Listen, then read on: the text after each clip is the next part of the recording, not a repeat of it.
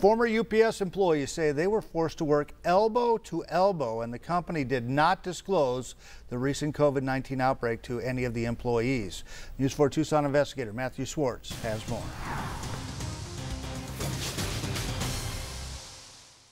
There would be a person right here and one right here.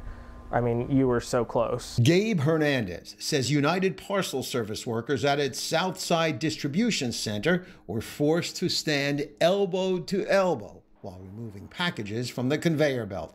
Hernandez was hired last month to work as a driver for 2 to 2.5 months. He quit after 3 days. They weren't testing people like, wellness checks, like when you go get a haircut, like have you had a cough. They weren't checking your temperature or anything like that. The 25-year-old Marana resident also says the distribution center had no sanitizing stations except in bathrooms, and that litter wasn't properly disposed of. There's wrappers, there's old the center parts of packaging tape just kind of strewn about the floor, remains of people's lunches, like potato bag chips. It was almost inevitable to not work elbow to elbow. She doesn't want to be identified for privacy concerns. She also worked as a temporary driver at UPS last month and also quit after 3 days. She says she too felt unsafe in the building. It is complete chaos, and it is really, really, really gross. It is just unsanitary. As News 4's Eric Fink first reported last month, there was a COVID-19 outbreak among workers at the UPS distribution center. More than 40 tested positive for the coronavirus. UPS didn't disclose that. The employees' union did.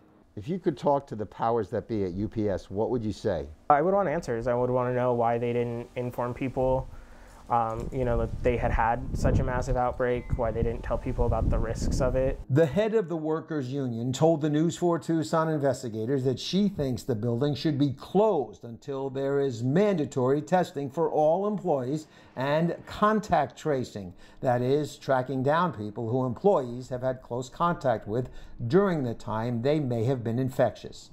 A spokesperson for UPS management declined the News 4 Tucson investigators' request for an interview. Instead, he sent us a statement. The statement said in part, "We have offered testing to all of the nearly 500 employees at the facility.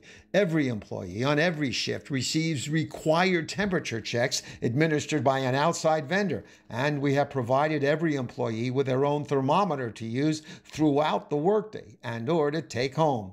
We do not assume, and neither should others, that cases of infection occur as a result of the work environment, especially when there is a community spread." The former workers we interviewed also claim UPS shorted their paychecks by more than $1,000 and that it took weeks to get paid. Both said they wouldn't have taken the job if they were aware of the outbreak because it made them feel unsafe and unsure, and added to the ultimate decision of me needing to walk away from this job. We have put the entire statement from UPS management on our website, KVOA.com. Investigating for you, Matthew Schwartz, News 4 Tucson.